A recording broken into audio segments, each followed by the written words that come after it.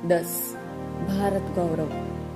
भारत गौरव पद्य के कवि मैथिली शरण गुप्त का जन्म सन 1886 में झांसी जिले में चिरगांव में हुआ था और निधन सन 1964 में हुआ था। भारत भारती, साकेत, पंचवटी, यशोधरा, विष्णुप्रिया आदि इनकी प्रमुख रचनाएं हैं।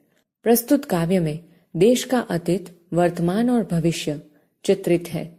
गुप्त जी ने भारत के अतीत का गौरवशाली चित्र प्रस्तुत किया है और इन्हीं विशेषताओं के आधार पर उसे विश्व के सिरमौर पद पर प्रतिष्ठापित किया है। समझूती। पहली पंक्ति। भूलोक का गौरव, प्रकृति का पुण्य लीला स्थल कहाँ, फैला मनोहर गिरी हिमालय और गंगा जल जहां, संपूर्ण देशों से अधिक किस देश का उत्कर्ष है, उसका की जो ऋषि भूमि है वह कौन, भारतवर्ष है। इस पंक्ति में कवि कहते हैं कि वह स्थान कहाँ है जिस पर संसार को गर्व है, जो प्रकृति की क्रीड़ा भूमि है। वह स्थान तो वहीं पर है जहाँ हिमालय पर्वत है और गंगा नदी बहती है। दुनिया के सभी देशों में सबसे अधिक श्रेष्ठ देश कौन सा है? वह देश तो और कोई नहीं बल्कि यह तो ऋषि भूमि भारतवर्ष की है। दूसरी पंक्ति। हाँ, वृद्ध भारतवर्ष ही संसार का सिरमौर है। ऐसा पुरातन देश कोई विश्व में क्या और है?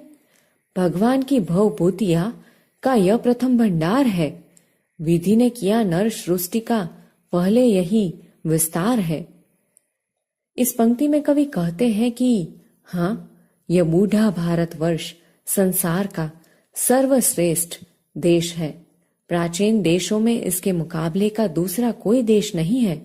भगवान ने संसार में वैभव के जो स्थान सबसे पहले बनाए, उनका प्रथम संग्रह इसी देश में हुआ। ब्रह्मा ने मानव सृष्टि का विस्तार भी यहीं से किया। तीसरी पंक्ति। यह पुण्य भूमि प्रसिद्ध है, इसके निवासी आर्य है।